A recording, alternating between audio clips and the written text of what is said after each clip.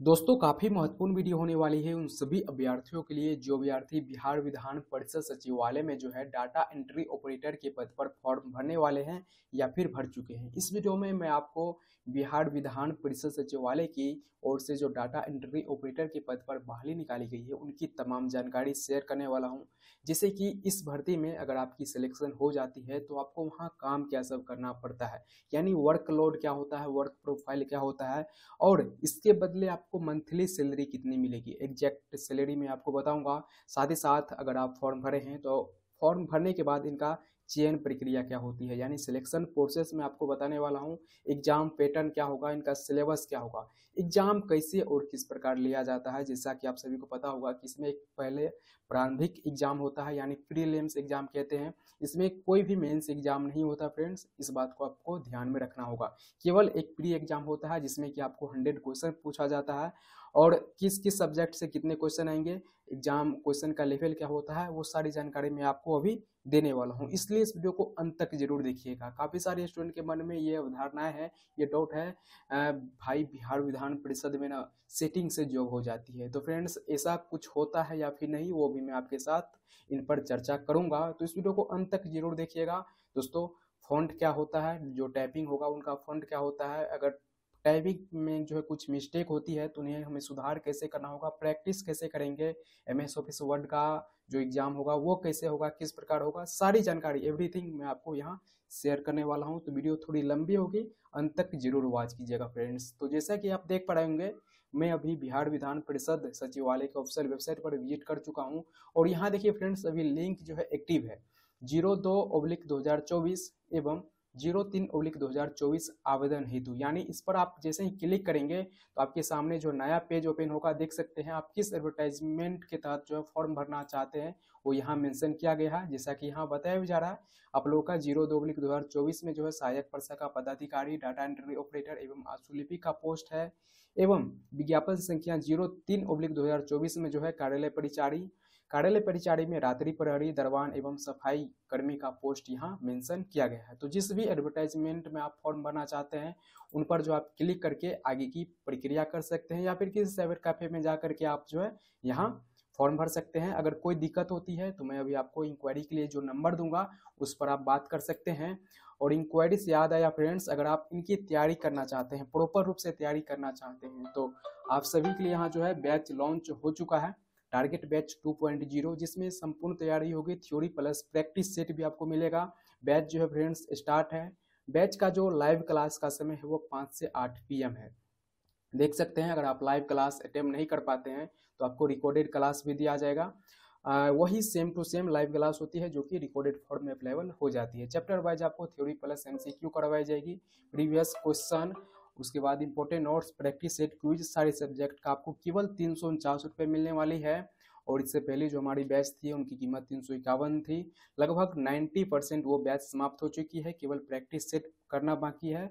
कुछ जो है करंट अफेयर्स का क्वेश्चन वहाँ करवाना है तो वो भी आप लोग को हो जाएगा। जैसे ही एग्जाम डेट यहाँ निर्गत होगी वो भी आपको सारी जो है तैयारी करवा दी जाएगी। तो 349 रुपये में आप जो है इनकी संपूर्ण तैयारी कर सकते हैं। तो फ्रेंड्स यहाँ ये तैयारी आपको कहाँ करनी है, कैसे होगी, तो शिक्षा पथ ऐप डाउनलोड कर लीजिएगा प्ले स्टोर से, वहाँ जो है आप इनकी तैयारी कर सकते हैं।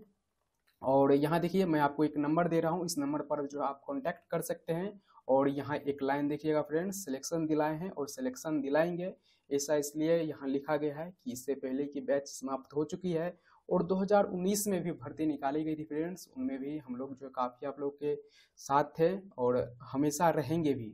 और आप लोग देखिएगा चाहे ऑफलाइन हो या फिर ऑनलाइन हो, कहीं भी इसकी तैयारी नहीं करवाई जा रही है, केवल शिक्षा पथ आप लोग के लिए है और संपूर्ण तैयारी आप लोगों के साथ करवा रही है। तो चलिए फ्रेंड्स ये तो हो गई सारी जानकारी, एक तरह से ओवरव्यू। अब हम बात करते हैं इनकी पूरी जानकारी की। तो यहाँ देखिएगा फ्रेंड्स ये जो आप लोग का एडवर्टाइज नंबर था जो कि न्यू निकाली गई है, ये देखिए, जिसका आप आवेदन कर सकते हैं 18 सितंबर से लेकर के 27 सितंबर तक, इनके लिए आप फॉर्म भर सकते हैं जो फिर से फॉर्म एक्टिव हुआ है। देखिएगा एक बात कि ये फॉर्म जो फ्रेंड्स नई नहीं निकाली गई, यानी नई भर्ती नहीं है बल्कि ये पुरानी ही भर्ती है जो कि आप लोग की भर्ती निकाली गई थी कब, तो 12 मार्च से 2 अप्रैल 2024 तक आप इनके लिए फॉर्म भरे थे। उसी फॉर्म को जो फ्रेंड्स क्या किया गया है तो रीएक्टिव किया गया यानी रीओपन किया गया उसी फॉर्म को। तो इनके लिए आप 18 से 27 सितंबर तक आवेदन कर सकते हैं। अगर आप पहले फॉर्म भरे थे तो अभी भरने की कोई ज़रूरत नहीं है, अन्यथा आपकी फॉर्म जो है रिजेक्ट हो जाएगी, इसलिए फॉर्म मत भरिएगा। हाँ, आप अदर पोस्ट पे फॉर्म भर सकते हैं, जैसे कि अगर आप डाटा एंट्री ऑपरेटर के पद पर फॉर्म भरे थे तो सहायक प्रशाखा पदाधिकारी के लिए फॉर्म भर सकते हैं। डाटा एंट्री ऑपरेटर के लिए 12th पास मांगा जाता है और सहायक प्रशाखा पदाधिकारी के लिए आपका ग्रेजुएशन पास जो है यहाँ मांगा जा रहा है, इसलिए ध्यान रखिएगा क्वालिफिकेशन भी।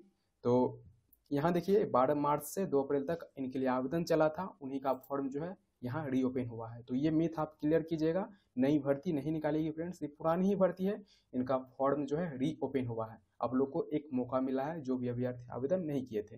तो यहाँ देखिए ये जो है नई एडवर्टाइजमेंट है जिसमें कि कोई जानकारी नहीं दी गई है, क्योंकि यहाँ बताया जा रहा है विशेष विज्ञापन की शेष शर्तें पूर्ववत रहेगी, यानी जो भी क्वालिफिकेशन सिलेक्शन प्रोसेस जो भी बताई गई थी वो जो पुरानी नोटिफिकेशन में निकाली गई थी वो वही रहेगी, इसलिए आपको नई जानकारी आपको कहीं नहीं मिल रहेगी। और हम जो है आपको इस चैनल पे देखिएगा, जब ये भर्ती निकाली गई थी उस समय से ही आपके साथ हैं और सारी जानकारी देते आ रहे हैं, लेकिन फिर भी आप लोग जो है नई नई जानकारी की खोज करते हैं, नए नए स्टूडेंट आ रहे हैं, तो कोई बात नहीं, मैं आपको जो है यहाँ सारी जानकारी दे रहा हूँ।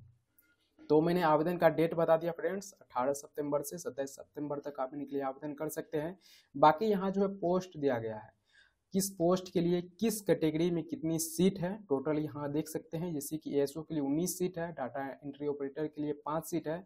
बाकी यहाँ आप कैटेगरी भी एक बार जरूर चेक कर लीजिएगा, आपके कैटेगरी में सीट है या भी नहीं है, अगर है तो कितनी है, उस अनुसार से आप जो है फॉर्म भरिएगा। मैं ये पीडीएफ जो है अपने टेलीग्राम पे डाल दूंगा और टेलीग्राम शिक्षा पथ के नाम से मिलेगा, लिंक भी वीडियो के डिस्क्रिप्शन में मिल जाएगा, वहाँ से ज्वाइन जरूर कर लीजिएगा, ये सारी नोटिफिकेशन आपको मिलती रहती है। बाकी अगर आप 10th पास है, सॉरी फ्रेंड्स, अगर आप 12th पास है तो आप इनके लिए आवेदन कर सकते हैं। यहाँ देख सकते हैं 12th पास। और सबसे बड़ी डाउट जो है इस चीज़ को लेकर है, यहाँ ये जो डाउट है इस चीज़ को लेकर है, आखिर ये क्या है। टाइपिंग तो ठीक है, टाइपिंग मांगा गया, लेकिन ये क्या है। तो सबसे पहली बात है, अगर आप 12th पास है तो जरूर भरिएगा फॉर्म। अगर आपके पास कोई भी सर्टिफिकेट है, चाहे डीसीए है, एडीसीए है, कोई भी कंप्यूटर का अगर कोई भी सर्टिफिकेट है, डिप्लोमा सर्टिफिकेट, तो आप यहाँ लगा सकते हैं, बिल्कुल आप एलिजिबल होंगे, यहाँ फॉर्म जरूर भरिएगा। ऐसा मत सोचिएगा ये नीलेट क्या है, ये क्या है, वो क्या है, आप ये सब के चक्कर में मत रहिएगा। अगर आपके पास कंप्यूटर का सर्टिफिकेट है तो यहाँ आप वो लगा करके अप्लाई जरूर कीजिएगा, ठीक है। 12th पास और कंप्यूटर पर 8000 की डिप्रेशन प्रति घंटा की गति होना चाहिए। अब ये हो गया फ्रेंड्स आपकी टाइपिंग स्पीड, ठीक है। अब टाइपिंग स्पीड कैसे है, की डिप्रेशन करने का मतलब फ्रेंड्स, अगर आप मान के चलिए कोई शब्द लिखते हैं, ठीक है, कोई शब्द लिखते हैं राम, ठीक है, राम लिख रहे हैं, तो राम में कितने की है, राम में 3 की है, तो 3 की आप प्रेस कर रहे हैं, तो वही है 1 घंटे में आप कितनी की प्रेस करते हैं, वही आप लोग की 8000, यानी 1 घंटे में आप 8000 की प्रेस कर रहे हैं, तो हो गई आपकी डिप्रेशन प्रति घंटा, वो आपकी स्पीड हो गई।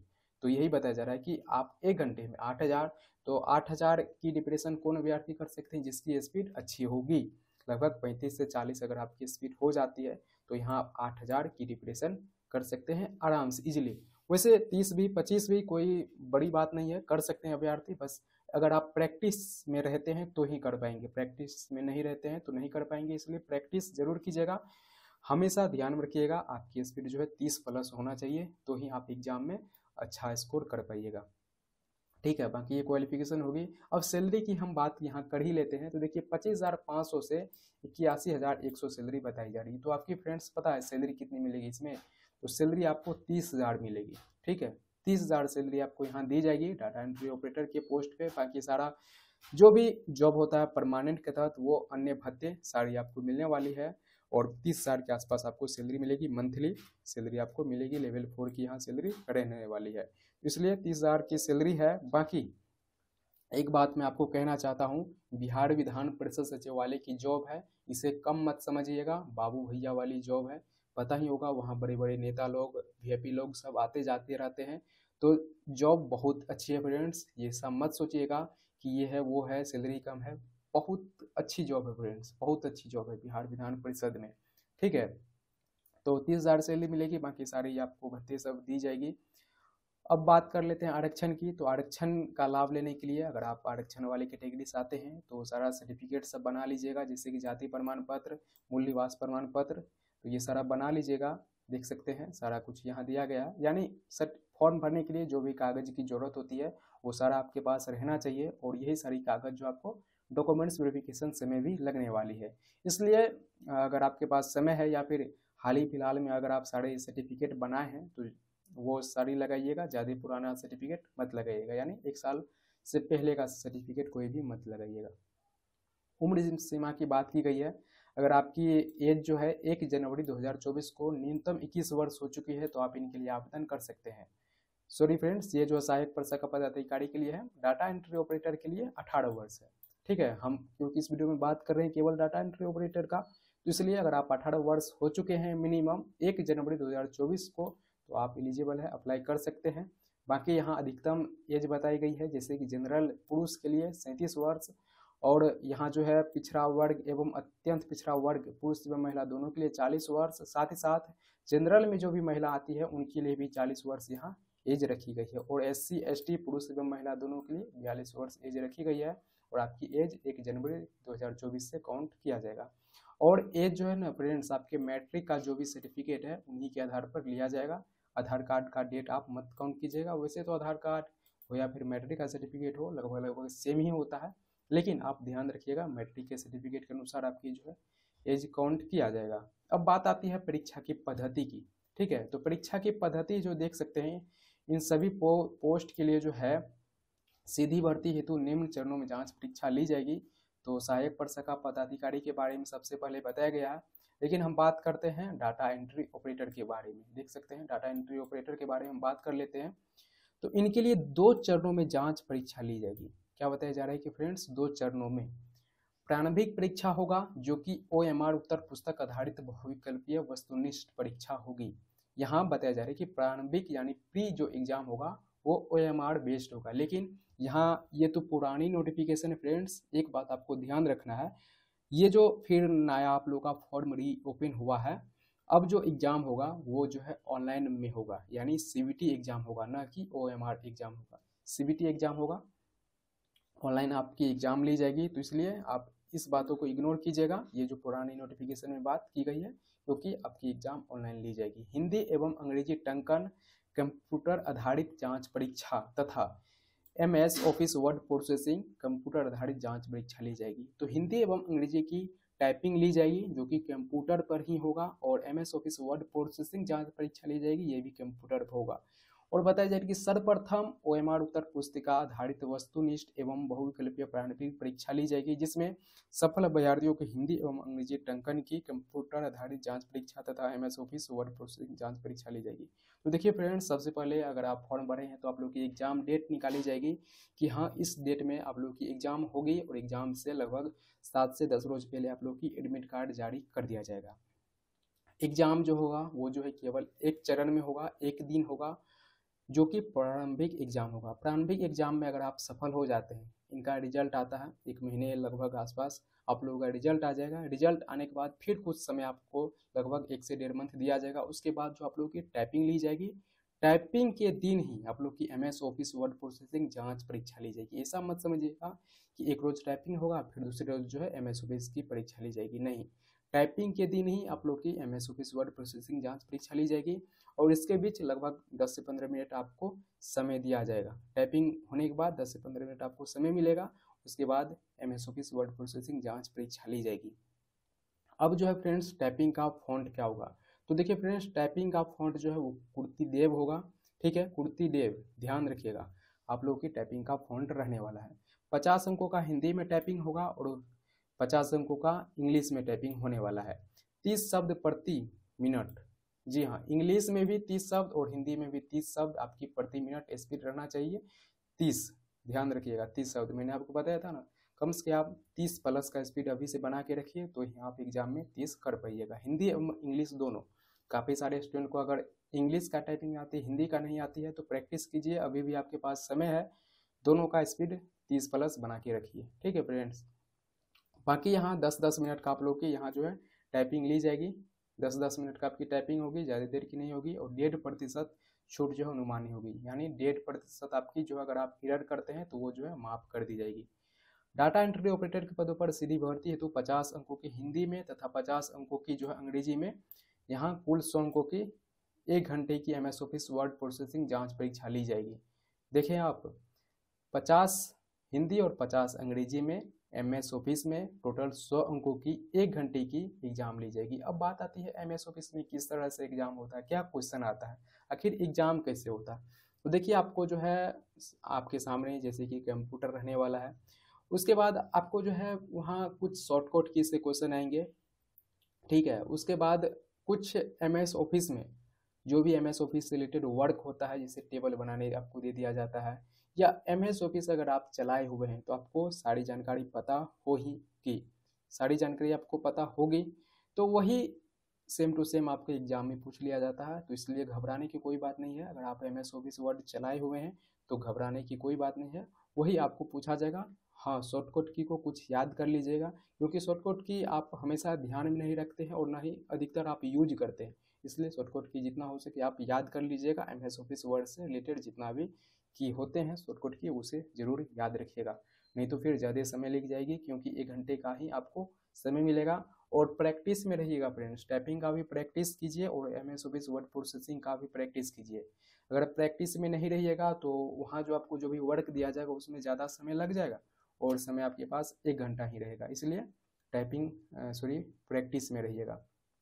फिर यहाँ मेधा सूची बताया जा रहा है कि हिंदी टंकन एवं MS ऑफिस वर्ड प्रोसेसिंग जांच परीक्षा में प्राप्त अंकों के आधार पर मेधा सूची तैयार किया जाएगा, यानी मेरिट लिस्ट जो है ना फ्रेंड्स, आपकी जो है वो हिंदी टाइपिंग एवं MS ऑफिस वर्ड प्रोसेसिंग का जो परीक्षा होगा उन्हीं के आधार पर आप लोग की यहाँ जो है मेरिट लिस्ट तैयार की जाएगी। सबसे पहले आप लोग का प्री एग्जाम होगा, प्री एग्जाम होने के बाद आपकी टाइपिंग होगी, टाइपिंग के बाद MS ऑफिस। तो जो प्री एग्जाम होगा ना वो आपका हो गया क्वालिफाई, यानी अगर आप प्री में पास हो जाते हैं तो आप टाइपिंग के लिए बुलाए जाएंगे। तो ऐसा मत सोचिएगा कि हम प्री का तैयारी नहीं करें, प्री का तैयारी करना बहुत ही जरूरी है, क्योंकि प्री एग्जाम में अगर आप पास होते तो ही ना टाइपिंग में आइएगा। और टाइपिंग में जो आप हिंदी एवं इंग्लिश दोनों को अच्छे तरीके से कीजिएगा। और यहाँ देखिए इन लोगों की चतुराई, वो ये लोग जो है हिंदी में आप लोगों की मेरिट तैयार करने वाले हैं, हिंदी, इसलिए हिंदी पे विशेष ध्यान दीजिएगा और MS ऑफिस पे ज़्यादा ध्यान दीजिएगा, तो ही आपकी रिजल्ट जो है यहाँ बन पाएगी। अब बाद बाकी यहाँ आशुलिपि की बात है, मेधा सूची आशुलिपि की बताई जा रही है। अब देखिए प्रारंभिक परीक्षा प्रारंभिक परीक्षा जो आप लोग की ली जाएगी वो टोटल 2 घंटे की होगी, जिसमें 100 क्वेश्चन होंगे और 400 टोटल मार्क के आपके जो है यहाँ एग्जाम होने वाले हैं, यानी एक क्वेश्चन आपके 4 मार्क के रहने वाले हैं और प्रत्येक गलत उत्तर के लिए 1 अंक की कटौती की जाएगी, ये भी आप ध्यान में रखिएगा। और किस सब्जेक्ट से कितने क्वेश्चन आएंगे, तो जीके से आपकी 40 क्वेश्चन, मैथ एवं साइंस से 30 क्वेश्चन और रीजनिंग से 30 क्वेश्चन, यानी टोटल 100 क्वेश्चन आपके रहने वाले हैं। यानी मैथमेटिक्स से 15 और साइंस से 15 के आसपास आपकी क्वेश्चन रहेगी, टोटल 100 क्वेश्चन रहने वाले हैं। और जो क्वेश्चन का जो सब्जेक्ट रहेगा वो हिंदी एवं इंग्लिश दोनों लैंग्वेज में रहेंगे, ठीक है। ऐसा आप ये भी आप लोग को एक सवाल आ रहे थे, इसलिए मैं आपको बता दिया। बाकी यहाँ देखिए आप लोग का जो क्वेश्चन का लेवल होता है वो कैसा होगा और सिलेबस क्या रहने वाला है। तो सामान्य अध्ययन में जो है इतने सारे आपको सारी चीज़ों जो है पढ़नी होगी, सारी जानकारी यहाँ दी गई है। और जो आप लोग की बैच चल रही है उसी बैच में आपके ही सिलेबस के आधार पर आपकी तैयारी करवाई जाती है। जो भी यहाँ सिलेबस दिया गया है, टॉपिक का नाम दिया गया है, इसी टॉपिक के आधार पर आप लोग की जो है तैयारी करवाई जा रही है। इसलिए बैच से जुड़ना ना भूलिएगा फ्रेंड्स, क्योंकि काफ़ी इंपॉर्टेंट है आपके सिलेक्शन दिलाने में, क्योंकि हम लोग सिलेक्शन दिलवाए भी हुए हैं और काफ़ी सारे हमारे मित्र सब हैं वो इसमें ऑलरेडी वर्क कर रहे हैं, तो इसलिए आपको किसी भी प्रकार का कोई परेशानी नहीं होने वाला है फ्रेंड्स। बाकी कोई जानकारी चाहिए विशेष रूप से तो आप जो है उस नंबर पर कांटेक्ट कीजिएगा, वो जो आपको जानकारी मिल जाएगी। यहाँ देख सकते हैं विज्ञान में कुछ नहीं बताया गया है, केवल फिजिक्स केमिस्ट्री बायोलॉजी बता दिया गया है। फिजिक्स केमिस्ट्री बायोलॉजी में क्या क्या पढ़ना है यही तो आपको टीचर बताएंगे ना, आपको तो नहीं पता है कौन कौन सा टॉपिक पढ़ना है, क्या क्या क्वेश्चन आता है। बाकी प्रीवियस क्वेश्चन वो सारे कुछ आपको आपके बैच में करवाए जाएंगे, नोट्स वगैरह सारा कुछ आपको मिलने वाली है। बाकी यहाँ रीजनिंग की बात की गई है तो रीजनिंग का भी यहाँ टॉपिक सारा कुछ दिया गया है, इसे आप ध्यान में रखिएगा। ये जो है अब सहायक परीक्षा का पदाधिकारी का जो मेंस एग्जाम होगा उसके बारे में यहाँ बताया जा रहा है। तो इनकी जानकारी मैं नेक्स्ट वीडियो में दूंगा। सहायक परीक्षा पदाधिकारी के लिए क्या सारा कुछ होने वाला है। यहाँ परीक्षा शुल्क के बारे में बताया गया है, यहाँ देख सकते हैं 150 रुपये और 600 रुपये। आप लोग को पता ही होगा परीक्षा शुल्क के बारे में क्या है, डिस्कस करेंगे, आप लोग देख लीजिएगा, समझ जाइएगा। अब ऑनलाइन आवेदन कैसे करना है, क्या सारी कुछ ये सारी जानकारी दी गई है। अब बात आती है फ्रेंड्स, आखिर काम क्या करना होगा। अगर हमें सिलेक्शन हो जाती है, हमारा रिजल्ट बन जाती है, तो वहाँ काम क्या होता है। देखिए फ्रेंड्स, काफ़ी डाटा एंट्री ऑपरेटर का ना काफ़ी इजी वर्क होता है, बहुत ही इजी वर्क होगा आप लोग का, क्योंकि आपको पता ही होगा आखिर काम ही क्या होता है। बिहार में काम ही क्या होता है, आप लोग खुद सोच सकते हैं। डाटा एंट्री ऑपरेटर कुछ दिया जाएगा आपको टाइपिंग करने कि हाँ ये लिस्ट तैयार कर दीजिए, ये कर दीजिए, वो कर दीजिए। आप कभी भी कर सकते हैं, आपके पास काफ़ी अच्छा खासा समय बचेगा। ऐसा नहीं कि आपका जो ड्यूटी वर्क है उसी ड्यूटी वर्क में हमेशा लगे रहना है, 1 मिनट की छुट्टी नहीं मिलने वाली है, ऐसा कुछ नहीं है फ्रेंड्स। काफ़ी ऐश कीजिएगा अगर आप लोग की जॉब यहाँ लग जाती है तो। बाकी ऑपरेटर का जो काम होता है वही काम को आपको करना होगा, कोई अन्य काम आपकी जिम्मेदारी नहीं होगी, ठीक है ना।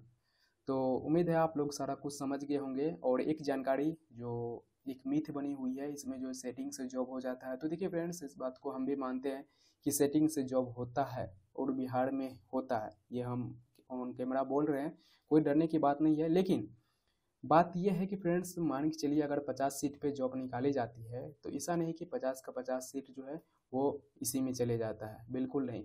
50 सीट में कुछ परसेंट आप मान सकते हैं, 5 सीट आप मान सकते हैं, 2, 4, 1 सीट मान सकते हैं, जो कि हाँ ऐसा होता है, सेटिंग से अभ्यर्थी सिलेक्शन ले पाते हैं।